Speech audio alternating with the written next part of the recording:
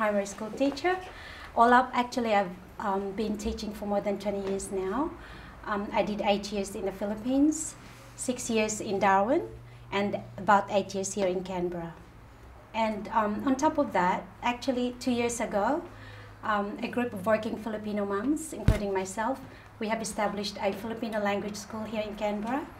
And from a small beginning, we now have 3 classes and 4 adult students that we do tutorial lessons with.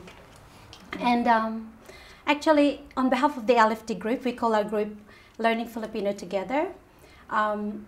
I would like to thank the Philippine Embassy because they've included us in their information links on the website. So more and more people are finding us through that. So we're very thankful. And also, I just can't speak highly enough of the people in the LFT group, the executive committee people, the teachers, the parents, and of course the students. The hard work and dedication towards the maintenance of our language school has been really phenomenal. So I'm really proud to be part of this group. So that's on top of my permanent full-time teaching job. Yeah, because actually they just contacted me. Because some of their children were going to the school that I'm teaching at. So the parent contacted me because they were already thinking of forming a school if I could be the teacher. So I thought, yes, because I already have 2 children anyway. So I thought, yeah, why not? So I did that for a year. And yeah, we were able to establish it. And now other teachers, we already have other teachers as well. We have actually about more than 5 teachers now. So it's really good. All up, we have about 26 students, children, and 4 adults. Okay. That we teach. Yeah. Mm-hmm. Most of them are either full Filipinos or Filipino-Australian children, but there's a group, one class, they are actually adopted by some Anglo-Australian families here. So that's another group, that's one class that we actually also do. They, all the children there are actually adopted children from the Philippines that the parents decided for them to teach them the Filipino culture, the Filipino language, so that's really great for them. We actually, because we have 3 classes, the small children, we normally do songs with them, like Ako Ay May Lobo, songs like that, Abacada. We started with those, and also because we actually participate in presentations whenever there are community presentations like Independence Day, Pasko sa Canberra, we join in and we present Filipino songs or tinikling traditional dances. We teach them during class lessons on top of other things that we do. And for the older children, we actually teach them history because they're very interested in that. Like Jose Rizal, they're so keen to know more about their history. And mythology, because you know it's very, very popular these days, like Harry Potter. And so we told them that we also have mythology like that. We have things like Ninuno, Capre, so they're really interested. So they're really happy to be able to know those things about Filipino. Mm. I was very pleased when I heard about the coming of President Aquino to Australia and also to Canberra where I live.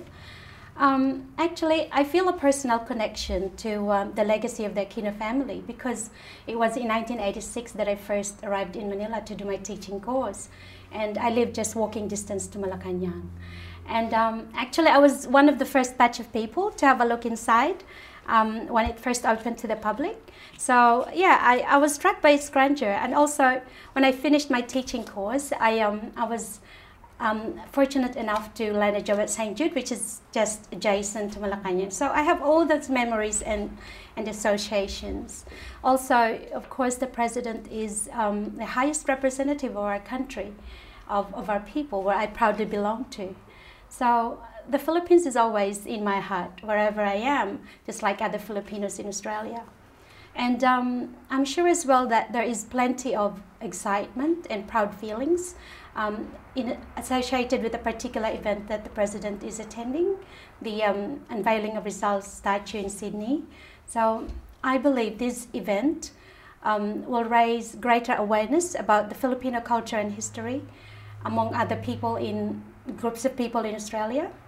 And also, I think it will also cultivate or reinforce patriotic sentiments among the second generation of Filipinos in the area.